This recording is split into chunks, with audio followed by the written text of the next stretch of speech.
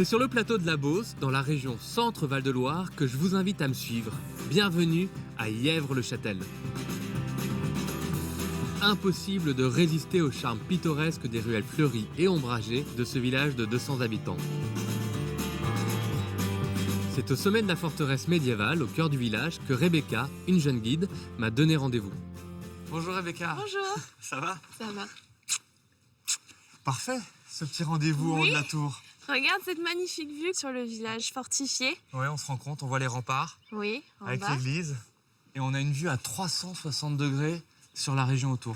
Et comment t'expliques qu'on ait construit une forteresse aussi imposante ici et pas dans les petits villages aux alentours? Alors, on est sur un éperon rocheux, donc on domine vraiment la vallée de la Rimarde. Ça, je le vois bien. Et en plus, on est sur la voie antique qui allait de Sens au Mans et sur le domaine royal, donc sur une artère principale qui allait de Paris à Orléans. Donc Ça veut dire que les rois de France venaient ici, s'arrêtaient voilà. en toute sécurité et pouvaient repartir. Et la forteresse date de quelle époque? Elle date du XIIIe siècle, donc c'est Philippe Auguste qui l'a édifiée au retour de la Troisième Croisade. Cette forteresse massive restera d'ailleurs une des rares places fortes du nord de la Loire à ne pas tomber aux mains des Anglais pendant la guerre de 100 ans. En fait, on a une particularité à Yèvres, c'est qu'on n'a pas de donjon, mais toute la défense était concentrée dans la tour maîtresse. J'entendais des bruits d'épée.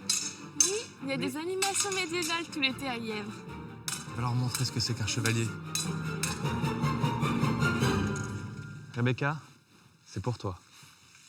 Regarde. On peut couper les jambes.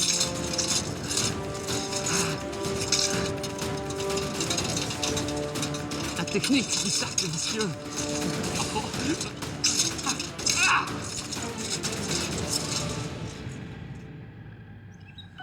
J'admets, n'est pas le chevalier qui veut. Par chance, au pied du château, je vais trouver du réconfort dans une petite boutique de produits locaux. Voulez-vous goûter un gâteau au safran? Avec plaisir.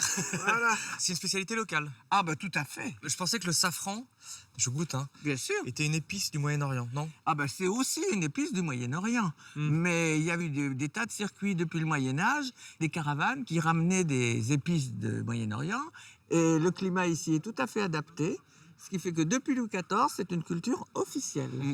Ils sont vraiment bons. Hein. Moi, je suis très gourmand. Ils sont Ah oui, je excellents, vois ça, dis ces donc. gâteaux. Merci beaucoup. Mais je vous en prie, À bientôt. venez quand vous voulez.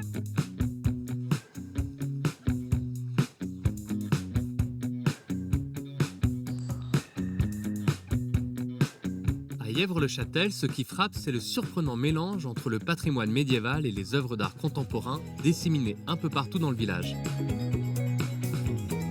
On trouve même une galerie au pied de la forteresse. Un village qui attire donc les amateurs d'art, comme Bruno, photographe. C'est un terrain de jeu idéal ici. Absolument. Je peux vous suivre un tout petit peu? Bien sûr, avec plaisir. Mais très vite, Bruno m'entraîne à l'extérieur des remparts pour me présenter non pas de l'art contemporain, mais un joyau du XIIIe siècle, l'église Saint-Lubin. C'est un lieu absolument magnifique, c'est splendide. C'est magique. Victor Hugo est venu jusqu'ici, il a été enchanté par cette vision, au point d'en avoir réalisé quelques dessins. Incroyable. Voilà. Là, on arrive au cœur des choses. C'est une église en forme de croix. Exactement, Ouais. c'est une église en forme de croix romaine. Mais c'est une église qui a été détruite? Eh bien non, c'est une église qui n'a jamais été achevée, curieusement.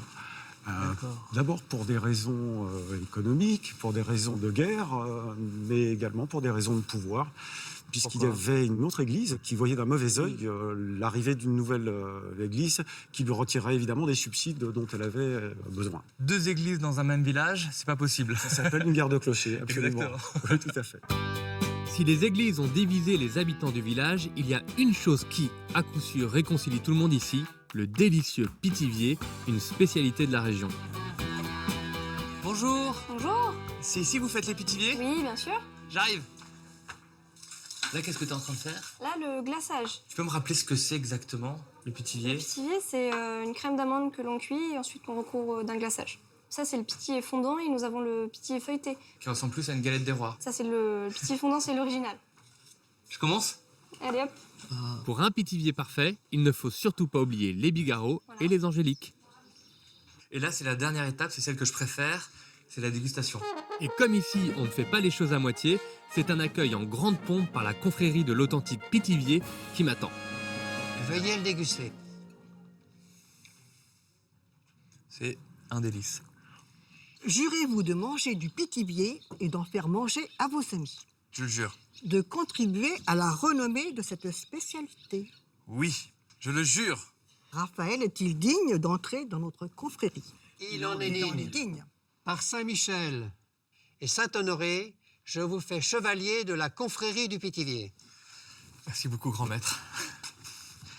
Avant de partir, quand même, il faut me dire, c'est quoi le secret d'un bon Pithiviers? Et ça reste entre nous. Une bonne poudre d'amande et... On les broie nous-mêmes. Merci. Je pars maintenant retrouver Michel, un pilote de la région à quelques kilomètres de Yèvres-le-Châtel. Bonjour, capitaine. Salut Raphaël. Ça va, je suis pas en retard? Non. Une visite qui se termine en beauté, toutes les conditions sont réunies pour un vol parfait. C'est parti, pas une turbulence. Regarde là, Raphaël, on arrive à Yèvres. T'as le château sur notre droite. C'est sublime. C'est sûrement la plus belle conclusion que je pouvais avoir, de survoler Yèvres-le-Châtel en avion, de toucher cette forteresse. Je vous invite à faire de même si vous passez dans la région. C'est une sensation extraordinaire.